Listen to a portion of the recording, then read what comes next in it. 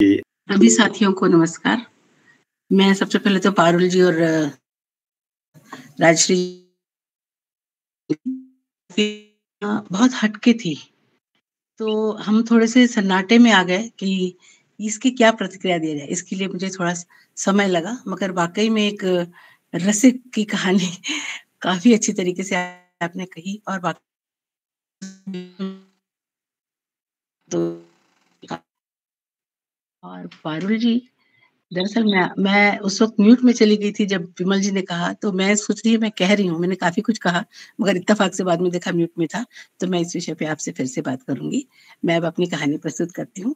पारुल जी, जैसे मैं आपको कहूँगी, आपने जिस उम्र की महिला के बारे में हम लगभग उस उम्र के पड़ाव पे आ रहे हैं, तो हम इस चीज़ों को अच्छे से समझने लग गए हैं। तो आपने जो कहा, तो काफ़ी इसके ऊपर बहुत कुछ मैं अपना कहना चाह रही थी, मगर अभी समय की कमी है। मैं ज़रूर मगर जी, आपको जी। बधाई बहुत दूँगी कि आपकी प्रस्तुति तो थी बेहतरीन। बस इसी तरह थैंक यू, बनाए थैंक यू। रखिएगा। मैं आप सब लोगों से बड़ी हूँ, तो मैं आपको आशीर्वाद ही दे सकती हूँ कि बहुत बेहतरीन तरीके से कहा, तो बहुत अच्छे से कही।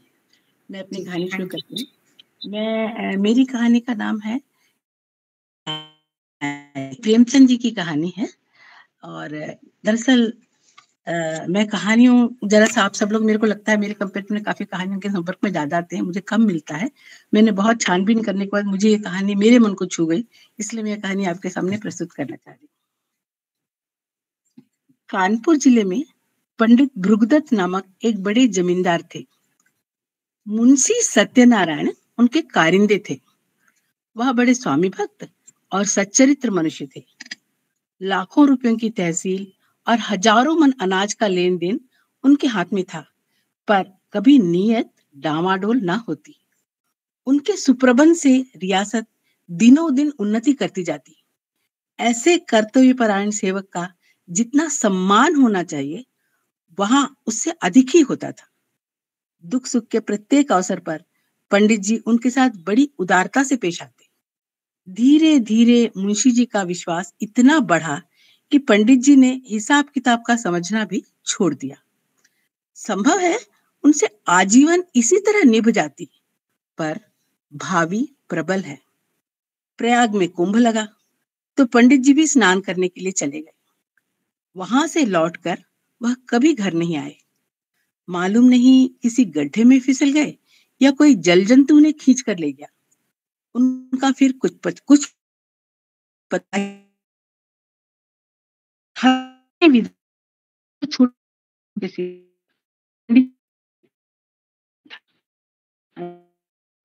कर उन्हें बुलाया और रोकर कहा, लाला जी, पंडित जी तो हमें मझधार में छोड़कर सुरपुर को सुधार गए। अब यह नैया तुम्हें ही पार लगाओगे तो लग सकती है। यह सब खेती तुम्हारी ही लगाई हुई है, इसे तुम्हारे ऊपर ही छोड़ती हूँ। जब तक मालिक जिए तुम्हें अपना भाई समझते रहे। मुझे विश्वास है कि तुम उसी तरह इस भार को संभाले रहोगे। सत्यनारायण ने रोते रोते जवाब दिया, भाभी, भैया क्या उठ गए, मेरे तो भाग ही फूट गए। उन्हीं का नमक खाकर जिया हूं और उन्हीं की चाकरी में मरूंगा भी। आप धीरज रखिए, किसी प्रकार की चिंता ना करें। मैं जीते जी आपकी सेवा से मुंह ना मोड़ूंगा। इस घटना के बाद कई वर्षों तक मुंशी जी ने रियासत को संभाला। वह अपने काम में बहुत कुशल थे, कभी एक कौड़ी का भी बल नहीं पड़ने दिया। सारे जिले में उनका सम्मान होने लगा।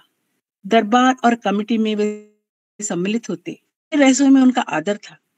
लोग पंडित जी को लगभग भूल से गए।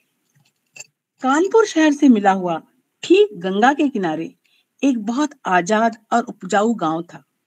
पंडित जी इस गांव को लेकर नदी किनारे पक्का घाट, मंदिर, बाग, मकान आदि बनवाना चाहते थे, पर उनकी यह कामना तो सफल हो ही न पाई। संयोग से अब यह गांव बिकने वाला था। उनके जमींदार एक ठाकुर साहब थे, जो किसी फौजदारी के मामले में फंसे हुए थे। मुकदमा लड़ने के लिए रुपये की चाहत थी। मुंशी जी ने कचहरी में यह समाचार सुना। चटपट मोल तोल हुआ। दोनों तरफ गरज थी। सौदा पटने में देर ना लगी। बैनामा लिखा गया और रजिस्ट्री हुई। रुपये मौजूद न थे, पर शहर में साख थी। एक महाजन के यहाँ से 30,000 रुपये मंगवाए गए और ठाकुर साहब को नजर किए गए। हाँ, कामकाज की आसानी के लिए यह सब लिखा पढ़ी मुंशी जी के नाम ही की गई, क्योंकि मालिक के लड़के अभी नाबालिग थे। उनके नाम लेने से बहुत झंझट होती और विलंब होने से शिकार का हाथ से निकल जाना संभव था। मुंशी जी बैनामा लिए असीम आनंद में भानुकुंवरी के पास आए, पर्दा कराया और यह शुभ समाचार सुनाया। भानुकुंवरी ने सजल नेत्रों से उनको धन्यवाद दिया। पंडित जी के नाम मंदिर और घाट बनवाने का इरादा पक्का हो गया। मुंशी जी दूसरे ही दिन उस गांव में आए। आसामी नजराने लेकर नए स्वामी का स्वागत करने को हाजिर हुए। शहर के रईसों में दावत हुई। लोगों के नाव पर बैठकर गंगा की सैर भी हुई। यद्यपि इस गांव को अपना नाम देते समय मुंशी जी के मन में कपट का भाव न था, तथापि 2-4 दिन में ही उसका अंकुर जम गया और धीरे धीरे बढ़ने लगा। मुंशी जी इस गांव के आय व्यय का हिसाब अलग रखते और स्वामिनों को उसका ब्यौरा समझाने की जरूरत ना समझते। भानुकुंवरी इन बातों में दखल देना उचित ना समझती, पर दूसरे कारिंदों की बातें सुनकर उन्हें शंका होती कि कहीं मुंशी जी दगा तो ना देंगे। इस तरह कई साल गुजर गए। अब उस कपट के अंकुर ने वृक्ष का रूप धारण कर लिया। उधर मुंशी जी ने अपने मन में फैसला किया कि यह गांव मेरा है। हाँ, भानुकुंवरी को 30,000 का ऋणी अवश्य हूं। वे बहुत कहेंगी तो रुपये दे देंगे।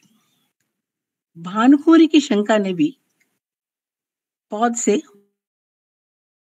एक दिन साहस करके मुंशी जी को अंदर बुलाया और कहा, लाला जी, बरगदा के मंदिर का काम कब से लगवाइएगा?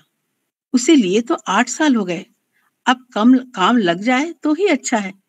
जिंदगी का कौन ठिकाना है? जो काम करना है उसे कर ही डालना चाहिए। इस ढंग से इस विषय को उठाकर भानुकुंवरी ने अपनी चतुराई का परिचय दिया। मुंशी जी जरा सोचकर बोले, इरादा तो मेरा कई बार हुआ है, पर मौके की जमीन ही नहीं मिलती। गंगा तट की जमीन असामियों के जोत में है और वह किसी तरह छोड़ने को राजी ही नहीं। भानुकुंवरी ने कहा, यह बात तो आज मुझे मालूम हुई है। 8 साल हुए इस गांव के विषय में आपने कभी भूलकर भी तो चर्चा नहीं की। मालूम नहीं कितना तहसील है, क्या मुनाफा है, कैसा गांव है, कुछ सीर होती है या नहीं।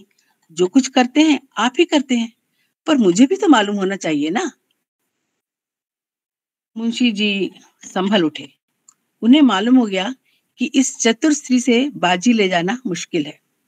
अगर मुझे गांव लेना ही है तो किस बात का डर? खुलकर बोले, आपको इससे कोई सरोकार ना था, इसलिए मैंने व्यर्थ कष्ट देना मुनासिब ना समझा। भानुकुंवरी के हृदय में कुठार सा लगा। पर्दे से बाहर निकल आई और मुंशी जी की तरफ तेज आंखों से देखा और बोली, आप क्या कहते हैं? आपने गांव मेरे लिए लिया था या अपने लिए? रुपये मैंने दिए थे या आपने? उस पर जो खर्च पड़ा था वह मेरा था या आपका? मेरी समझ में नहीं आता कि आप कैसी बातें करते हैं।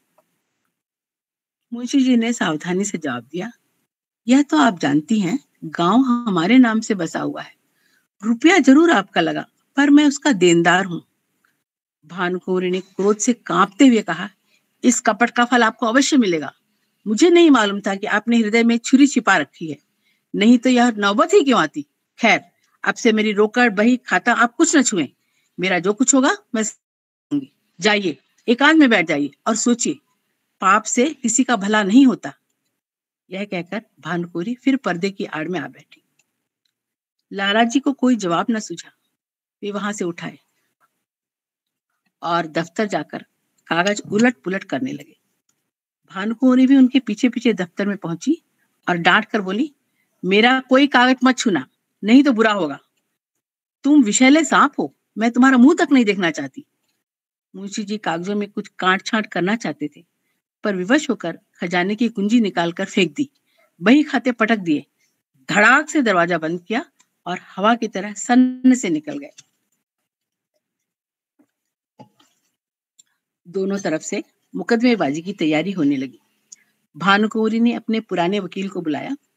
वकील ने समझाया, जी आपस की लड़ाई अच्छी नहीं है। भानुकुँवरी, अन्यायी के साथ लड़ना ही अच्छा है। वकील ने कहा, पर हमारा पक्ष निर्बल है। भानुकुँवरी फिर पर्दे से बाहर निकल आई और विस्मित होकर बोली, क्या हमारा पक्ष निर्बल है? सारी दुनिया जानती है कि गांव हमारा है। मैं तो सुलह नहीं करूंगी। दफ्तर से निकलकर मुंशी सत्यनारायण खिसियाते हुए मकान पहुंचे। सोचने लगे, मुझसे बड़ी भूल हो गई है। इतने दिनों तक सारे कागज अपने हाथ में थे। चाहता तो सब बही खाते नए बना सकता था, जिसमें इस गांव का और सारे रुपये का जिक्र ही नहीं होता। अब बस एक ही उपाय है, किसी तरह कागजात गुम कर दूं। है तो जोखिम का काम, पर करना तो पड़ेगा। बहुत देर मुंशी जी करवटें बदलते रहे, नए नए मंसूबे सोचते रहे, पर इस मानसिक अशांति में भी एक विचार पूर्ण रूप से स्थिर था। किसी तरह इस कागजात को अपने हाथ में लाना चाहिए। काम कठिन है, पर हिम्मत न थी तो रार क्यों मोल ली। चाहे जिस तरह हो, चोर बने बिना काम नहीं चल सकता। आखिर जो लोग चोरियां करते हैं वे भी तो मनुष्य हैं। रात के 10 बज गए। मुंशी सत्यनारायण कुंजियों का एक गुच्छा दबाए घर से बाहर निकले। थोड़ी दूर चले, अचानक उन्हें भानुकुँवरी के एक चपरासी को आते देखा। कलेजा धड़क उठा। लपक कर एक अंधेरी गली में घुस गए।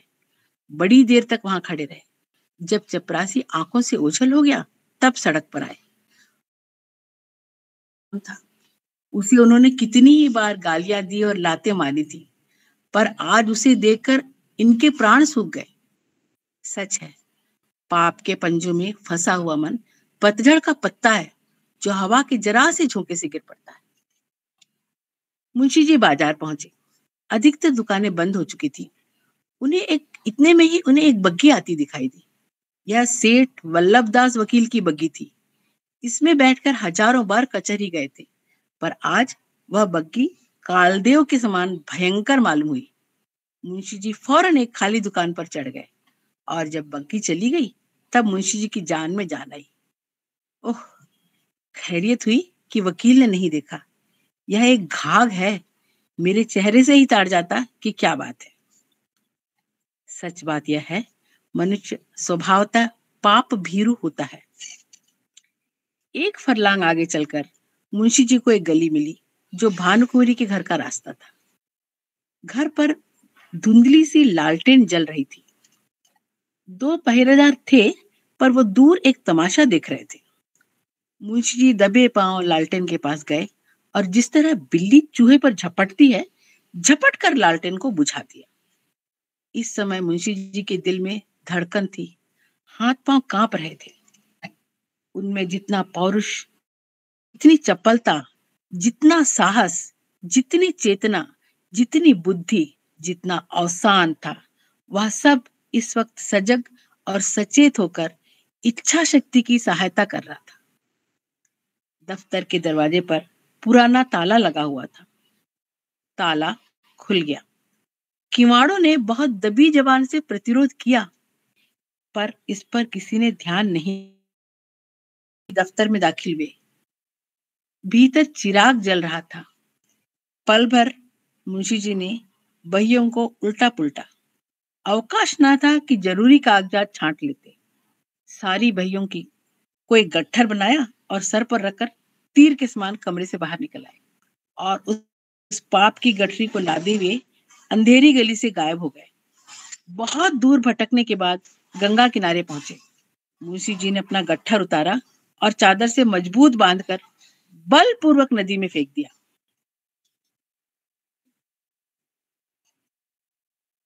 मुंशी सत्यनारायण के घर में 2 स्त्रियां थीं, माता और पत्नी। दोनों अशिक्षित थीं। वे ना कपड़े पहनने का सुरूर जानती थी, ना मोजे जूते, ना हारमोनियम पर गा ही सकती थी। हेयर पिन, ब्रूचे, जैकेट आदि परम आवश्यक चीजों के तो उन्होंने नाम भी नहीं सुनी, कभी आवाज भी ना निकलती थी। मुंशी जी ने मां से जाकर कहा, भानुकुँवरी जी बिगड़ गईं, क्योंकि मैंने जो गाँव लिया था, उसे अपने अधिकार में कर दिया था। उसे सुनकर भानुकुँवरी जी बहुत नाराज़ हुईं और मुँह में जो आया बकती रहीं, और उन्होंने मुझे इस वक़्त काम से निकाल दिया और धमका कर कहा, "मैं तुमसे लड़कर अपने गाँव वापस ले लूँगी। अब उनकी तरफ से मुकदमा दायर होगा। मगर हाँ, इससे क्या होता है, गाँव मेरा है और उस पर मेरा कब्ज़ा है।" माँ ने कहा, "क्यों भैया? ये रुपये से और उन्हीं के वास्ते।"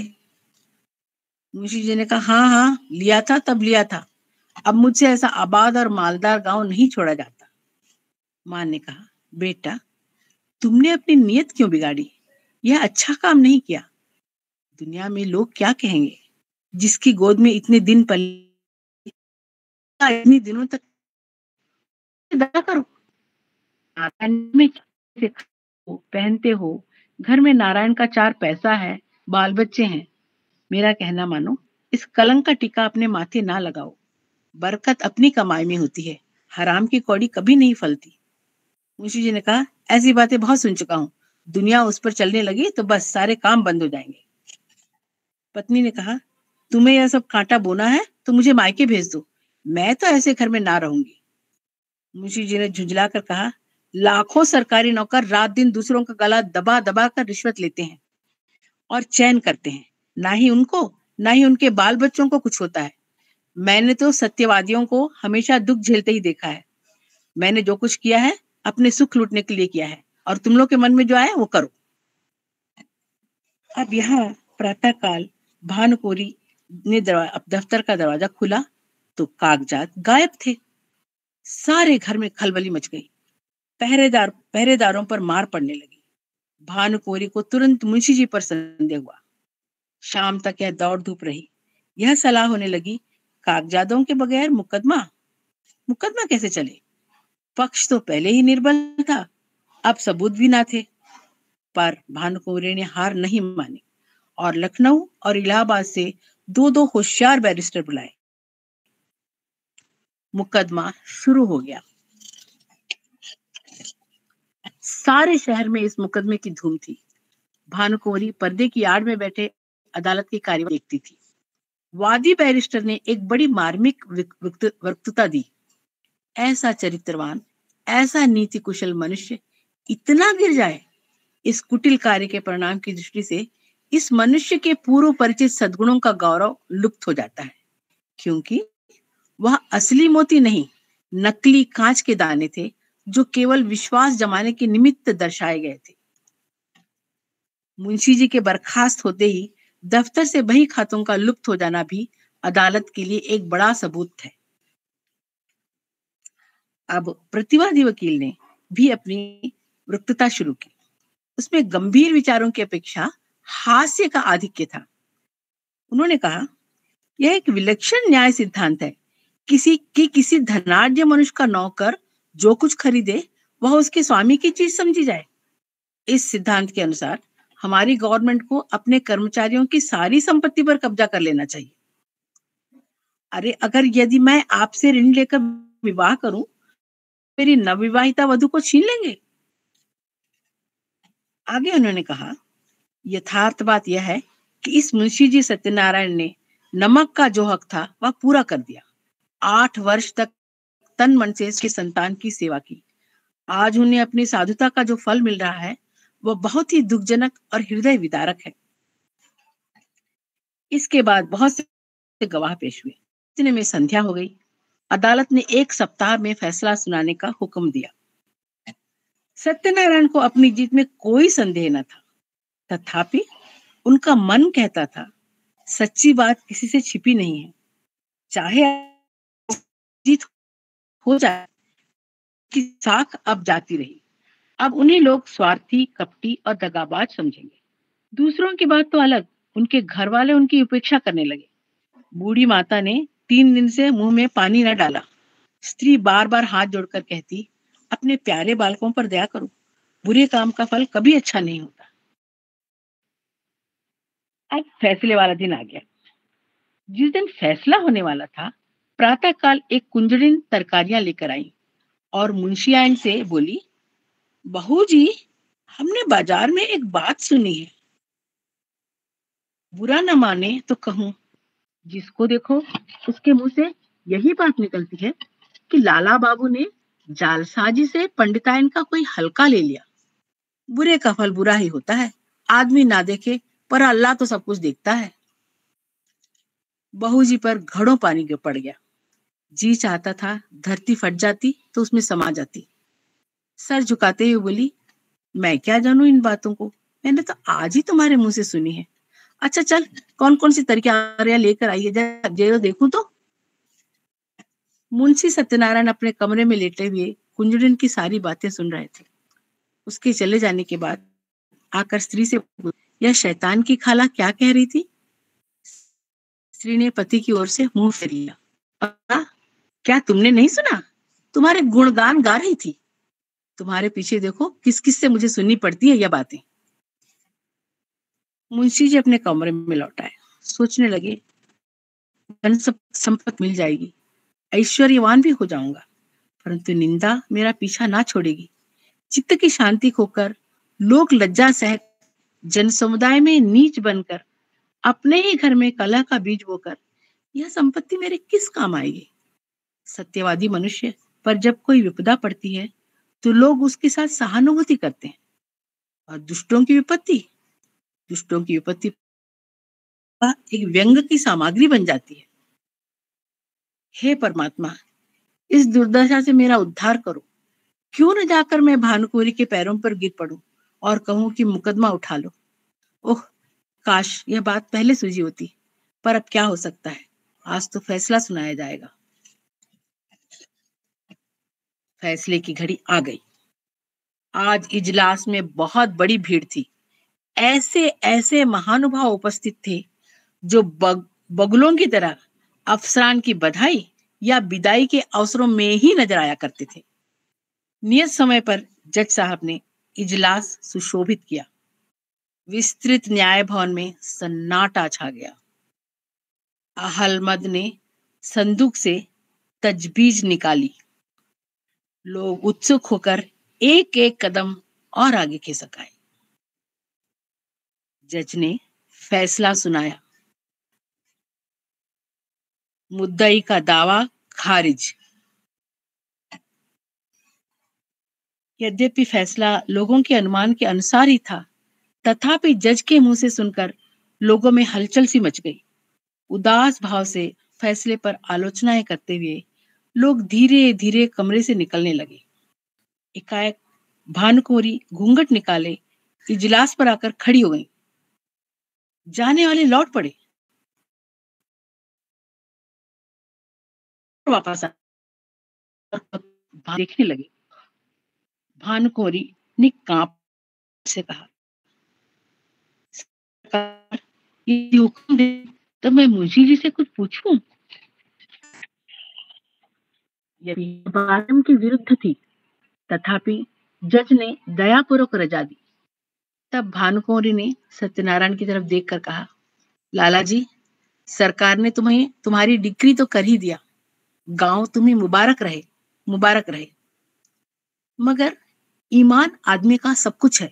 ईमान से कह दो गांव किसका है?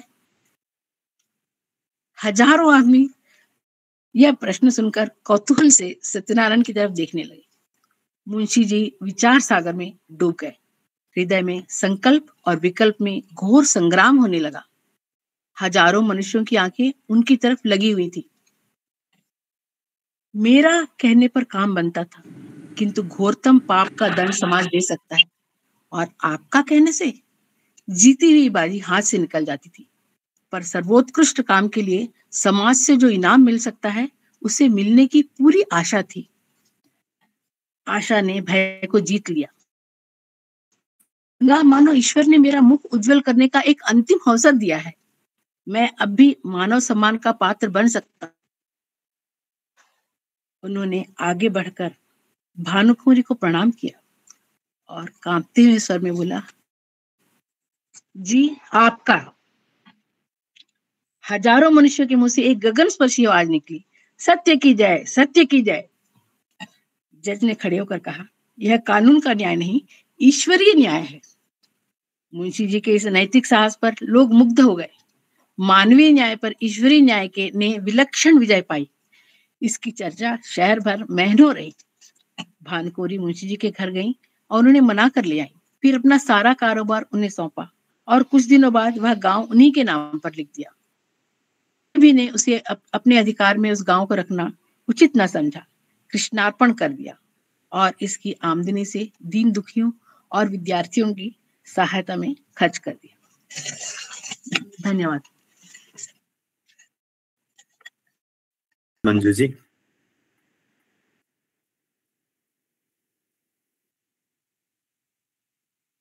तो अभी हम लोग बाकी लोगों के विचार लेते हैं इस कहानी पर। जो भी साथी अपनी बात रखना चाहें हैंड रेज करके रख सकते हैं।